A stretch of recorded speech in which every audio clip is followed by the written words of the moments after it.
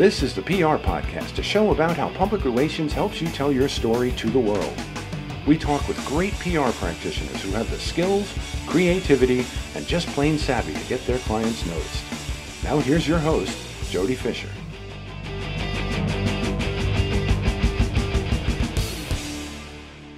Hey everyone, and welcome to the PR Podcast. I'm Jody Fisher. Thanks for joining us. Well, hope you're all enjoying the holiday season.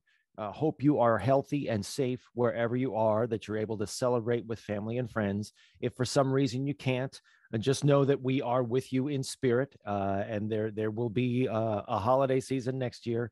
The most important thing is that you stay healthy, stay safe, keep the family and friends who you love and care for healthy and safe as well, that we all do the right thing and that we can move through this newest phase of COVID as quickly as possible, because we all want to get back to where we were pre-March 2020. And maybe we'll never get back to that place, but we got to get back. I got to believe that we're going to get back to a place where the majority of us are going to be healthy and safe, and that we can then take care of the people better who are not healthy for some reason, that we don't have these things just running rampant throughout our society. Because I don't know about you, but I'm sick and tired of it.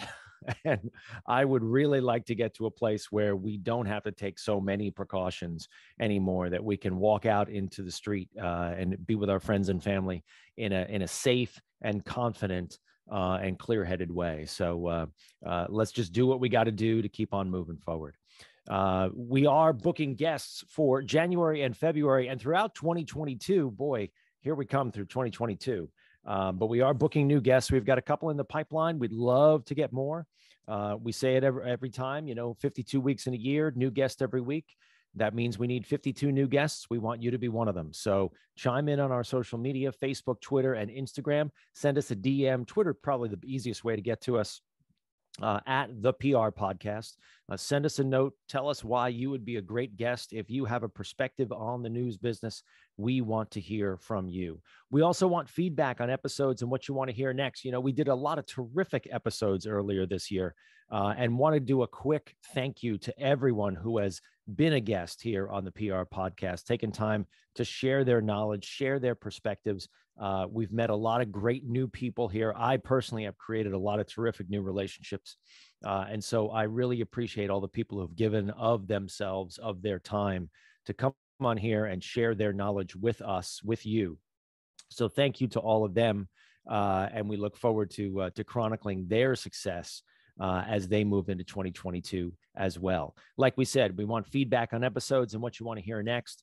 And we also just want to make sure that we're always sharing the best knowledge that we possibly can, right? This is why we created the PR Podcast, is to share tips and tools, way that we do PR, way that we pitch out news stories, the way news decision makers receive those pitches, those stories, and what they do with them, and how we can do this whole thing a little bit better. Because at the end of the day, we're there to help articulate our client's message, but we're also here to share knowledge. We're also here to tell a positive story, right? To do the job, not just to do the job that the client hired us to do, right? But to do an ethically good job.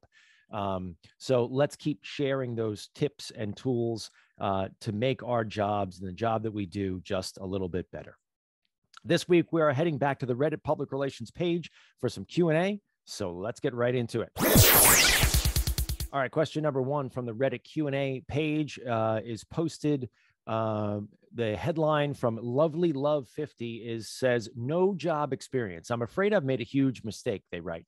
"I'm 24 years old with a bachelor's degree in PR. In high school, I had the opportunity to get my hairdresser license. So throughout college, I worked to get some side money." Terrific. "After college, I continued to work as a stylist. Now I want to transition into PR, but have zero experience. I never did an internship, but I have been able to use my PR skills as a stylist to gain exposure to my brand. Unfortunately, that doesn't translate on a resume. I fear I'm too old." And that's what caught my eye and why I wanted to talk about this. "Too old to be starting a new career, and no one will give me a chance with a lack of experience." Well, I bet that all of us have been in that place sooner or later.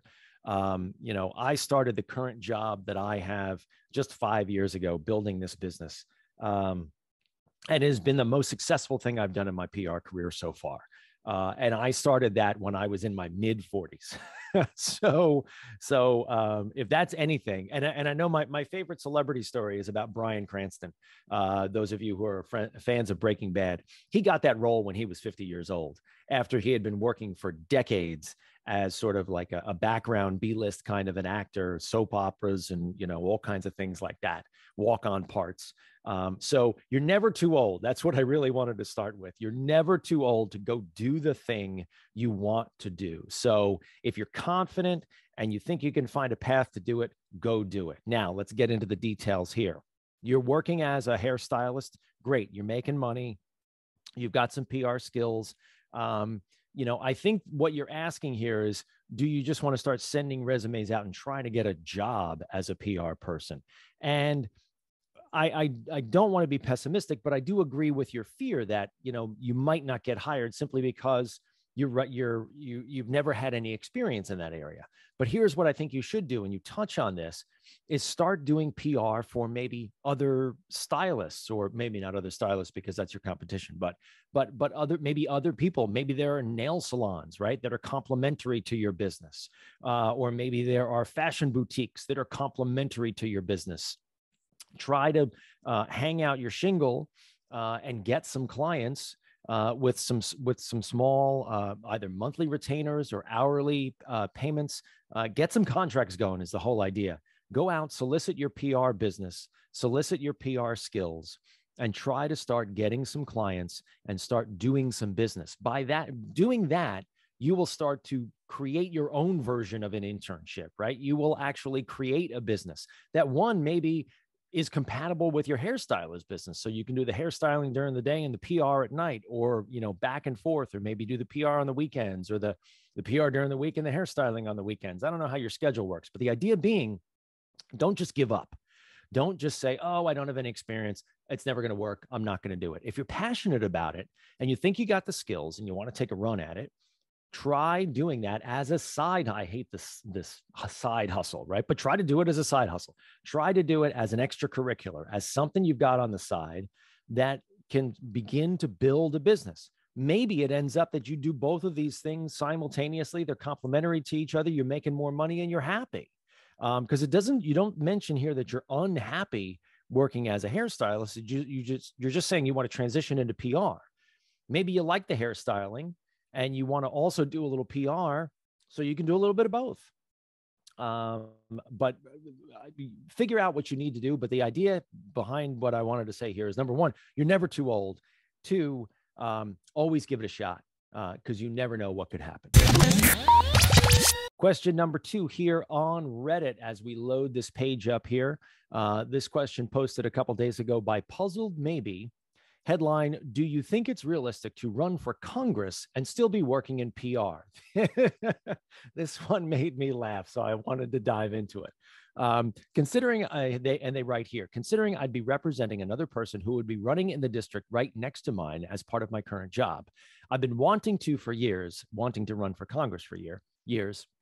And I've never really made a serious effort to try to do it, but I also have a solid PR job and I don't want to lose it or anything. I figure in this day and age, I could run a totally remote campaign through There's a typo here. I'm sorry, I stumbled. And just email or call people for votes, but I don't know if I'm wasting my time because I'd have to run in the primary against this loser who has spent his entire career in the same House district for longer than I've been alive. And I only want to do it if I have a real chance of winning. Thoughts? Don't. You don't have the right attitude. You have a loser of an attitude is what you have here, my friend. You don't want to risk anything. You want to run for Congress, but not if you're going to lose, is what you're saying here. You want to run for Congress, but you don't want to give up your PR job. You want your cake and you want to eat it too, is what you want here. Don't do it. Simple. Don't do it, because you're not committed enough. You are not in the tank for yourself enough. You want to be safe. And nobody achieves anything in life by trying to be safe. So just flat out, don't do it. On to the next. Question number 3 here on the Reddit public relations page by Lana Donna. Should I write my own press release for my niche company or find a professional to do it? I work for a biotech startup company in a very niche field. We don't have any PR folks on the team. Why? Okay, so far. Sorry, that was me. But we need someone to write a press release. From my online attempts at finding companies that write press releases, such as she mentions a couple, online services here.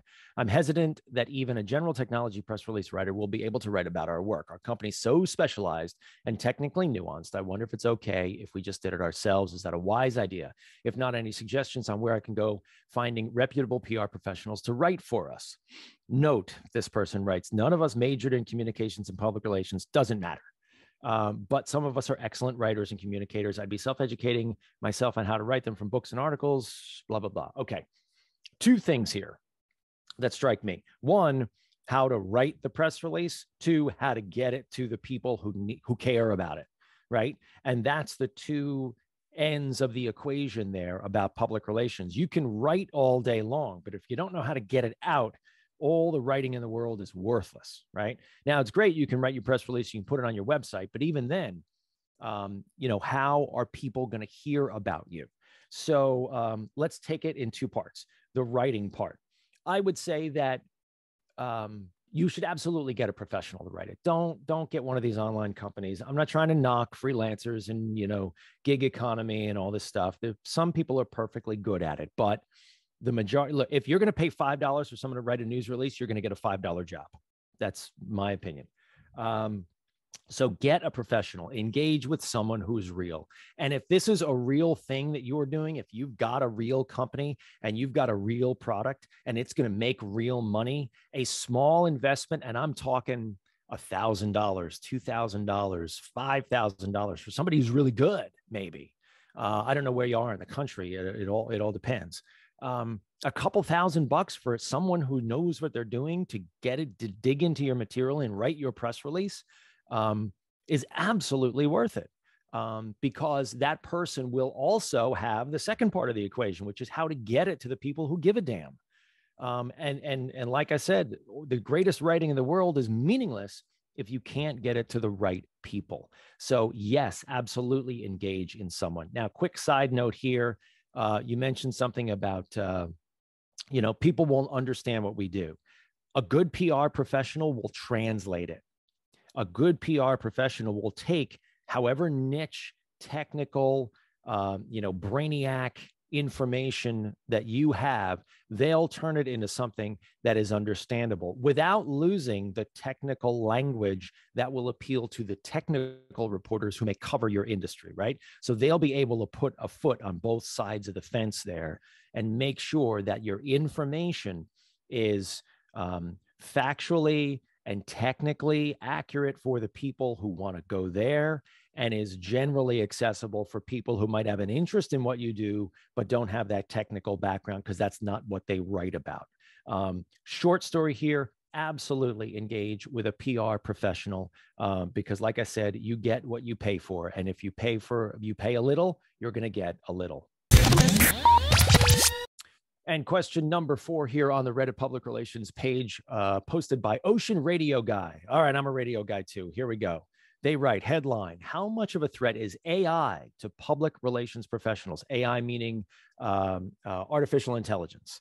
Occasionally, I see posts, they write here, promoting or discussing AI tools that automatically write press releases and do other functions of a PR professional. How much of a risk is AI on the profession? Hopefully, I'll be entering this career in a couple of years and want to ensure I'm safe. Okay, I may sound like a dinosaur here, but public relations is a very human profession. It is the profession of translating and telling stories, just like we talked about in the last question, translating and telling stories to the audience you want to get to. And any of us who have ever clicked on one of those YouTube videos that you suddenly realize is being narrated by a computer voice, that gut reaction you have to that, or at least that gut reaction that I have to it, tells you all you need to know about how successful AI is in translating human emotion, human intelligence, human feeling into what's being written, what's being talked about, what's being conveyed. So while I think that AI is great, and look, I'm a tech guy. I love my toys. I'm a Tony Stark wannabe. But and I got the low Wi-Fi switches all over my house and all that kind of cool stuff. But AI, I don't think is ever going to completely replace anything that has to do with human interaction, because I think that you need that human understanding and you need that human translation to convey messages in a way that is readily and easily understood by the people on the receiving end of your press release or your pitch or your story. So do I think that AI is a threat to public relations professionals? No. Do I think that it'll replace some jobs that we do? Yeah, maybe. Along the line in terms of algorithms, in terms of how things get distributed. But we all know, look, any of us who have ever put a press release through a giant email filter by some big media distribution company, we know how successful, subtext, not successful, those press release distributions are, right? And the real impact is knowing the reporter who's going to love your story when you send it to that reporter and you say, "Hey, Joe, have I got a story for you?" And they, based on the reputation and the relationship that you have with that reporter, they write or don't write that story, or they work with you to try to write that story. So my short answer here, after I gave you that very long explanation, is AI a threat to public relations professionals? No. Could it eventually do some jobs along the line? Yeah, maybe. But it's never going to make us go away. At least, boy, I hope it doesn't make us go away. All right, so that's it for this week. Thank you, everyone, for listening. Please remember to subscribe to the show, connect with us on Facebook, Twitter, and Instagram at The PR Podcast, and send us a question or a comment. Our intro is by Christopher Apple. You can find him and his fantastic photography on Instagram at Christopher_APPOLDT. Check him out there and hire him for all your photography needs. You can find me online at Jody Fisher on all the socials and on the web at jodyfisherpr.com. We'll see you next time on the PR Podcast.